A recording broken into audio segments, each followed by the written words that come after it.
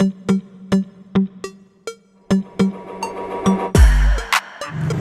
Friends, नमस्कार। स्वागत करती हूँ आपका EMRS की न्यू वैकेंसीज और न्यू क्लासेस में। तो फ्रेंड्स, आज की क्लास बेहद महत्वपूर्ण होने वाली है।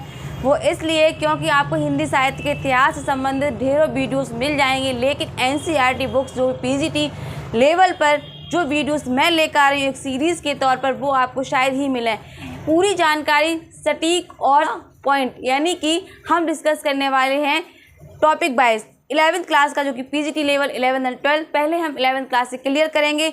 सबसे पहला चैप्टर अगर आपने पढ़ा है तो बहुत अच्छी बात है, नहीं पढ़ा तो मेरे साथ साथ आप लोग पढ़ लीजिए। पहला चैप्टर है जो हमारे हिंदी साहित्य के महान उपन्यास सम्राट कहे जाते हैं, आप जान ही गए होंगे। जी हाँ, प्रेमचंद जी।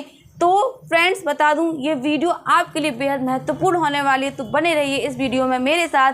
तो चलिए स्टार्ट करते हैं फटाफट से हम इस वीडियो को। तो यहाँ पर हम सभी जानते हैं बेसिक जानकारी, जो कि मुंशी प्रेमचंद जी का जन्म 31 जुलाई, यानी कि जो मंथ चल रहा है जुलाई का, इसी जुलाई को, लास्ट 31 जुलाई को, और 1880 में उनका जन्म वाराणसी के लम्ही गांव में हुआ था। सभी जानते हैं उनके पिता का नाम था मिस्टर अजायब राय, माँ का नाम आनंदी देवी, और वहीं उनकी पत्नी जो कि शिवरानी देवी थी। सभी जानते हैं कि दूसरी पत्नी थी उनकी शिवरानी देवी, और उनके बच्चे जो कि नाम मैंने अभी लिखे हुए हैं वो मैं आपको बताऊंगी।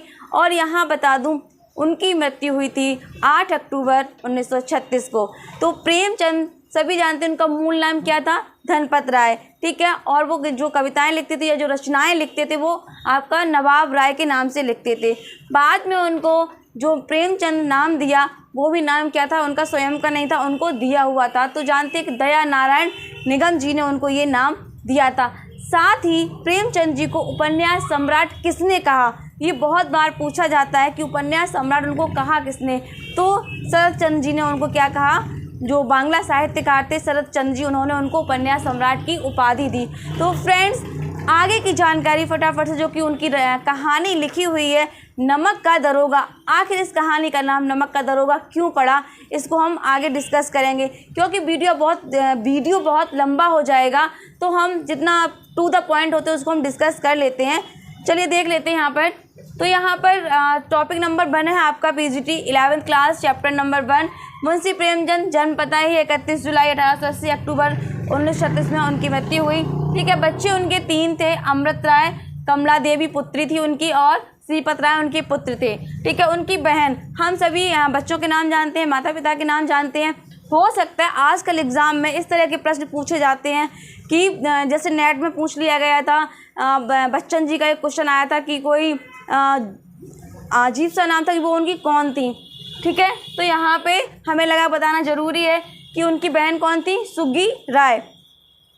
और प्रमुख कथन इनके, जो कि नमक का दरोगा कहानी है, उसमें भी काफ़ी ऐसे कथन दिए हुए हैं जो कि बहुत महत्वपूर्ण हैं। तो यहाँ पे नमक का दरोगा पहली बार 1925 में प्रकाशित हुई, मैंने यहाँ पर मेंशन किया हुआ है। और नमक का दरोगा कहानी में जो मुख्य पात्र हैं वो है मिस्टर बंसीधर, ठीक है। बंसीधर के पिता हैं, आपने पढ़ी है तो आपको ज़रूर जानकारी होगी। और वहीं पर मिस्टर अलोपीदीन, जो कि दातागंज के जमींदार, तो जो अलोपीदीन होते हैं, मैंने कहा कि दातागंज के जमींदार होते हैं। नमक का दरोगा मिस्टर जो बंसीधर होते हैं और उनके वृद्ध पिता होते हैं। घर की स्थितियां बहुत दयनीय होती हैं। एक पिता को पुत्र से उम्मीदें होती हैं कि पुत्र बड़ा हो गया, बड़ा होकर पढ़ लिख भी गया, कोई अच्छी नौकरी करेगा, तो उनको वो सलाह देते हैं कि बेटा बाहर निकलकर बहुत अच्छी कमाई करना। अपने एक पिता जो पुत्र को सद्मार्ग की शिक्षा देता है, वो ना देते हुए अपने पुत्र से कहते हैं कि अगर तुम्हें ऊपरी इनकम जितनी भी मिल सके तुम उस इनकम को अर्जित कर लेना, ऐसी उनको शिक्षा देते। लेकिन बंसीधर एक सत्यनिष्ठ, ईमानदार, धनपरायण व्यक्ति थे। तो जैसे ही नौकरी की तलाश में निकलते हैं, उनको वहीं पर नमक के विभाग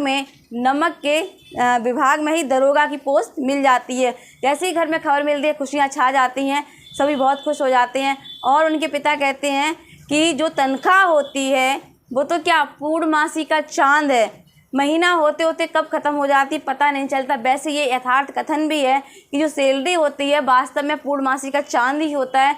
कब एक मंथ पूरा हो जाता है, तनख्वाह ख़त्म हो जाती है, लेकिन मंथ आते आते हम बिल्कुल खाली हो जाते हैं। तो वो ये कह रहे हैं कि भाई तनख्वाह पर ध्यान मत देना, इधर उधर की जितनी कमाई हो सके कर लेना। लेकिन बंसीधर ठहरे एक सत्यनिष्ठ, कर्तव्य परायण व्यक्ति।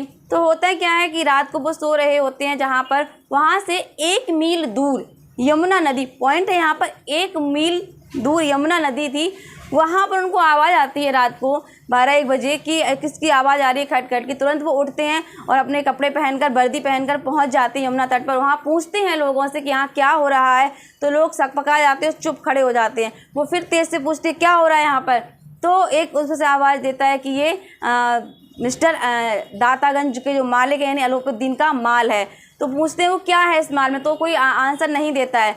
फिर वो टटोल कर देखते हैं तो साफ क्लियर हो जाता है कि उसमें नमक के ढेले हैं, यानी कि जो प्रकृति की चीज़ें हैं वो भी क्या चुपके से ब्लैकमेल में जा रही हैं। इस चीज़ से वो आहत हुए और उन्होंने दातागंज को जेल करवा दी। जेल करवाने के साथ साथ उनको अपनी नौकरी से हाथ धोना पड़ा। जैसे कि सुपर आदमी होता है, ताकतवर होता है, वो जीत ही जाता है और एक जो सामान्य व्यक्ति होता है हार जाता है। यहाँ तो बंसीधर हार जाते हैं, लेकिन ठीक 8 दिन भी नहीं होते हैं, उसी समय अलोकुद्दीन की क्या होती है, मानसिकता बदल जाती है और वो बंसीधर के गांव पहुंचते हैं और उनके दिमाग में ख्याल आता है कि बंसीधर जैसा ईमानदार, कर्तव्यनिष्ठ इंसान मुझे और कहीं नहीं मिल सकता। और वहां जाकर बंसीधर को वो क्या करते हैं, अपने यहाँ का स्थायी मैनेजर, पूरी प्रॉपर्टी का अपनी स्थायी मैनेजर नियुक्त करने का बोलते हैं। और लास्ट में वो कुल मिला के वो ज्वाइन कर लेते हैं, उनकी मैनेजर बन जाते हैं। तो यहाँ कहानी पर दिखाया गया है कि कैसे धन की नहीं बल्कि धर्म की विजय होती है। तो नमक का दरोगा कहानी आप लोग अच्छे से पढ़ लीजिए। इसमें प्रमुख कथन भी है, जैसे लड़कियाँ घास फूस की तरह बढ़ती हैं, तो इसका मतलब क्या है, तो इसका मतलब ये है कि लड़कियां घास फूस की तरह बढ़ती। समाज में लोग लड़कियों को की दृष्टि से जो होती है वो अच्छी दृष्टि नहीं है समाज में लड़कियों के लिए। तो और भी कथन आए कि यहाँ पूर्णमासी का वेतन तो पूर्णमासी का चांद होता है।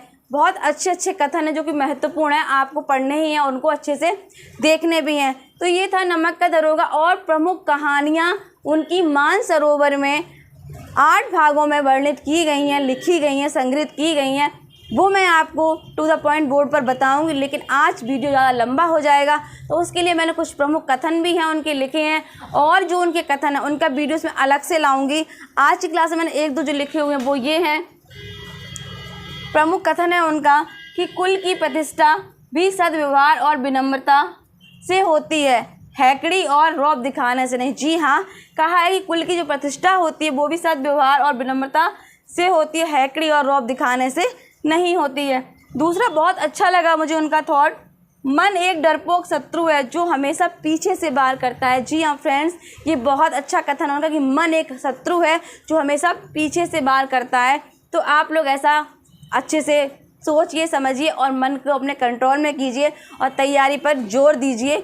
गर्मी आजकल बहुत ज़्यादा है, तो मेंटली प्रेशर तो ना ही रखिए, थोड़ा सा आराम से सुबह का समय लीजिए, जब आपको सुटेबल लगे तब लीजिए, लेकिन स्टडी में ध्यान पूरा लगाइए।